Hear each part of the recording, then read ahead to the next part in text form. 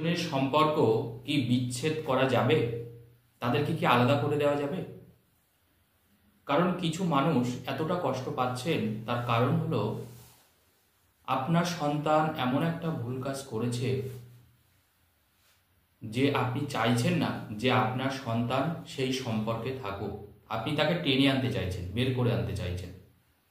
সন্তান কিন্তু বুঝতে পারছে না যে সে ঠিক করছে না ভুল করছে, কারণ সে ভালোবাসায় এতটা অন্ধ হয়ে গেছে যে এখন কিন্তু ঠিক কোনটা ভুল কোনটা সে কিন্তু এই জিনিসটা অ্যানালিসিস করতে পারছে না। এবং আপনি দেখছেন আপনার সবচেয়ে কাছের মানুষ একটা বাজে সম্পর্কে জড়িয়ে পড়েছে এবং আপনি দিনের পর দিন চেষ্টা করছেন যে সেই সম্পর্ক থেকে তাকে বের করে আনার। আমি বারবার করে বলি যারা আমার ভিউয়ার্স বা দর্শক বন্ধু, যে সবসময় মনে রাখবেন এই যে সম্পর্ক বিচ্ছেদ, এই সম্পর্ক বিচ্ছেদ করার ক্ষেত্রে আমাদের তন্ত্র কিন্তু একটা মারাত্মক সহযোগিতা করে। কারণ তন্ত্র মন্ত্রের সহযোগিতা ছাড়া কোনো সম্পর্ক ভাঙা কিন্তু অসম্ভব। হ্যাঁ, আপনি ভাঙতে পারবেন, তন্ত্রমন্ত্র ছাড়াও ভাঙা যাবে সম্পর্ক, হ্যাঁ ভাঙা যাবে। যদি কোনো মানুষ নিজের থেকে সম্পর্ক থেকে বেরিয়ে আসতে চায়, নিজের থেকে, আপনি কিছুই করলেন না, তাহলেও সম্ভব। যদি সেই মানুষটা নিজের থেকে বেরিয়ে আসতে চায় তবে এই সম্পর্ক বিচ্ছেদ হবে। কিন্তু এটা ধরে রাখুন কদাচিৎ, মানে কখনো কখনো, এটাকে শিওর আমরা বলতে পারি না। কারণ যখন একে অপরের প্রতি একটা ভালোবাসা তৈরি হয়, দেখুন ভালোবাসা মানে হচ্ছে টান, ভালোবাসা মানে হচ্ছে একটা মোহ, ভালোবাসা মানে হচ্ছে একটা আসক্তি। তো আপনি যতই বোঝান না কেন যে ওই মানুষটা খারাপ বা ওই ছেলেটা খারাপ বা ওই মেয়েটা খারাপ, তুমি ওর সাথে সম্পর্ক রেখো না, শুনবে না, আপনার কথা সে শুনবে না। বরং আপনি যত বেশি বলবেন তত বেশি আপনার সাথেই তার সম্পর্ক বিচ্ছেদ হবে। হ্যাঁ, কথাটা শুনতে একটু খারাপ লাগলেও এটাই বাস্তব। আপনার সাথে তো আর সেইভাবে সম্পর্ক বিচ্ছেদ হবে না, মানে আপনাকে সে সহ্য করতে পারবে না। সে আপনার সন্তানই হোক, আপনার ওয়াইফই হোক, আপনার স্বামীই হোক বা আপনার প্রেমিকাই হোক, সে যার সাথে সম্পর্কে একবার জড়িয়ে পড়েছে, সোজা কথায় আপনি যদি বারবার করে তাকে ফোর্স করেন যে তুমি ওই সম্পর্ক থেকে বেরিয়ে এসো, তখন উল্টে কিন্তু আপনার সাথে সেই সম্পর্ক ত্যাগ করে দেবে। দেখুন, এর নামই তো ভালোবাসা। ভালোবাসার তো একটা শক্তি আছেই, ভালোবাসার কিন্তু একটা শক্তি আছেই। কিন্তু প্রশ্ন হলো, কিছু কিছু সম্পর্ক আছে জানবেন যে সম্পর্কগুলো খারাপ সম্পর্ক, আপনি চাইছেন না বা এই সম্পর্কটা চাওয়াই যায় না। এই টাইপের সম্পর্ক কেউ মানতে পারে না বা চাইতে পারে না। আপনার স্বামী, আপনি দেখলেন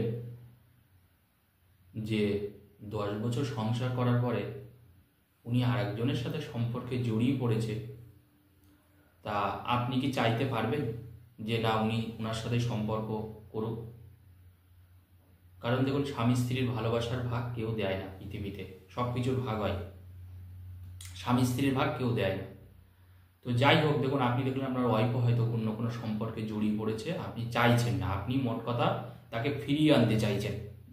আজকে একটা সহজ উপায় আপনাদেরকে বলে দিচ্ছি, কাজটা যদি করতে পারেন, এইটুকু বলতে পারি, সে সম্পর্ক থেকে ফিরে আসবে, সম্পর্ক থেকে ফিরে আসবে সে, এবং সে আর কখনো ভালোবাসতে যাবে না, এবং সে আপনার কথা শুনেই চলবে। যার সাথে যার বিচ্ছেদ করবেন, কি করবেন, খুব মনোযোগ সহকারে কিন্তু ভিডিওটা দেখবেন, চিন্তা করার কোনো কারণ নেই। কারণ জানবেন তন্ত্র মন্ত্র আমাদের প্রভূত সাহায্য করে। এমন কিছু কিছু কাজ জানবেন যে কাজগুলো আমরা করতে পারি না সাধারণভাবে, এখানে কিন্তু তন্ত্র মন্ত্র আমাদের প্রচণ্ডভাবে সাহায্য করে। আমি বারবার করে বলি, কিন্তু তন্ত্র মন্ত্রের নিয়ম হচ্ছে বিশ্বাস ভক্তি। ঠিক যেমনি জানবেন আমরা ঈশ্বরকে ডাকি, বিশ্বাসের সাথে ভক্তির সাথে সেইভাবেই কাজটা করতে হবে, এবং সর্বোপরি ঈশ্বরের নাম করেই কাজটা করবেন, যাতে আপনার মনস্কামনাটা পূরণ হয়। তাহলে দুজন মানুষের যে বিচ্ছেদটা আপনি করবেন, কিভাবে করবেন, প্রশ্ন হচ্ছে কিভাবে করবেন। আপনি যেটা করবেন এই বিচ্ছেদ করার জন্যে সেটা হচ্ছে আপনি একটু সর্ষের তেল নেবেন। সর্ষের তেল, প্রত্যেকের বাড়িতে আমরা সর্ষের তেল ব্যবহার করি রান্না করার কাজে। আমাদের কিন্তু সর্ষের তেল কিন্তু ব্যবহার হয়। যেটা আমাদের করতে হবে সেটা হচ্ছে ওই সর্ষের তেল, উপকরণটা বলছি কি কি লাগবে। আপনি কাজটা করতে গেলে আপনি কাজটা করতে পারবেন। অল্প একটু সর্ষের তেল লাগবে, একটু কালো সর্ষে লাগবে, একটু কালো সর্ষে। দু রকমের সর্ষে হয়, একটা কালো সর্ষে হয়, একটা সাদা সর্ষে হয়। এই ক্ষেত্রে আপনি কালো সর্ষে ব্যবহার করবেন, অল্প 1 চিমটে মতন। যেটা করবেন সেটা হলো আপনি একটা কাগজ নেবেন। কাগজে আরেকটা কথা বলে দিই, এই ক্ষেত্রে কিন্তু ভূর্জপত্রে হলেও হবে। এবার অনেকে ভূর্জপত্রটা বোঝেন না, অনেকে আবার বোঝেন। ভূর্জপত্র হলো আপনি দর্শকর্মার দোকানে পাবেন। যারা তন্ত্রমন্ত্রের কাজ করে তারা জানে এই ভূর্জপত্র লিখে অনেক কিছু করা হয়। তো যাই হোক, আপনারা একটা কাগজ নেবেন যেটা আপনাদের সহজলভ্য, আপনারা খুব সহজে পেয়ে যাবেন কাগজটা। বাট যদি ভূর্জপত্রে লিখতে চান, অনেকের অবশ্য ভূর্জপত্র বাড়িতে থাকে, আর যারা মনে করছেন যে আমি কিনে নেব, তাহলে আপনি দর্শকর্মার দোকান থেকে কিনে নিতে পারেন। তো ওই কাগজে আপনি যেটা করবেন সেটা হলো কালো কালির কলম দিয়ে যে দুজনের সাথে সম্পর্ক আপনি বিচ্ছেদ করতে চাইছেন একটু মোটা করে লিখবেন। হ্যাঁ, মানে মোটা করে কি করে হবে, তাহলে ওই যে নাম দুটো আপনি লিখবেন দুবার আবার ওই নামের উপর দিয়ে দাগাবেন। তাহলে দুবার, একবার আপনি লিখলেন দুজন মানুষের নাম, মাঝখানে একটা বিয়োগ চিহ্ন দিয়ে, আর একবার ঠিক লিখবেন ওই নামের উপর দিয়েই, তাহলে দেখবেন একটু মোটা হয়ে যাবে। এরকম আপনি 3 বার লিখবেন।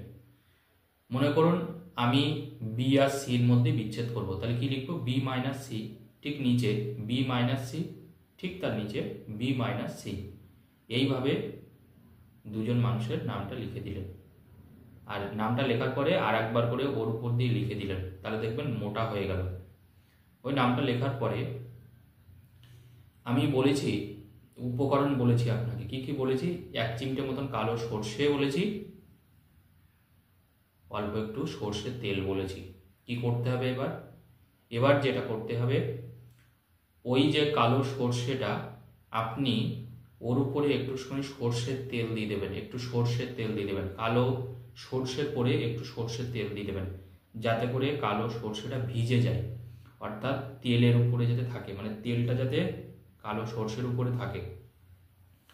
এবার ওই যেটা আপনি তেলটা দিয়েছিলেন কালো সর্ষে, ওই কালো সর্ষেটা ওই কাগজের উপরে আপনি দিয়ে দিন। ওই কালো সর্ষেটা কাগজের উপরে দিয়ে দিন। দেওয়ার পরে আপনি ওইটাকে ভাঁজ করে আগুন দিয়ে পুড়িয়ে দিন। যখন পোড়াবেন শনিদেবের নাম করে পোড়াবেন, মনে থাকে যেন, শনিদেবের নাম করে পোড়াবেন। হে শনিদেব, এই দুজন মানুষের মধ্যে তুমি বিচ্ছেদ করে দাও, এই দুজন মানুষের মধ্যে তুমি সম্পর্কটা ভেঙে দাও, নষ্ট করে দাও, এটা বলে আগুন দিয়ে পুড়িয়ে দেবেন। কাজটা যে কোনো শনিবার করতে পারবেন, কাজটা যে কোনো শনিবার করতে পারবেন, যে কোনো সোমবার করতে পারবেন, যে কোনো মঙ্গলবার করতে পারবেন, যে কোনো শুক্রবার করতে পারবেন। অন্য দিন কিন্তু এই কাজটা করা যাবে না। কি বললাম, যে কোনো শনিবার করতে পারবেন, যে কোনো সোমবার করতে পারবেন, যে কোনো মঙ্গলবার করতে পারবেন এবং যে কোনো শুক্রবার করতে পারবেন। অন্য কোনো দিন কাজটা করতে পারবেন না। তো এই যে দিনগুলো আমি বললাম, আপনি 2 দিন পড়াবেন। এই যেদিনই শুরু করবেন তারপরে আর একটা দিন পড়াবেন, টোটাল 2টো দিন পড়াবেন। দেখুন না, এটা করে সম্পর্ক কিন্তু রাখতে পারবে না। যখন পড়াবেন শনিদেবের নাম করে আপনার মনস্কামনা জানিয়ে পড়িয়ে দেবেন। ধন্যবাদ, সকলে ভালো থাকুন।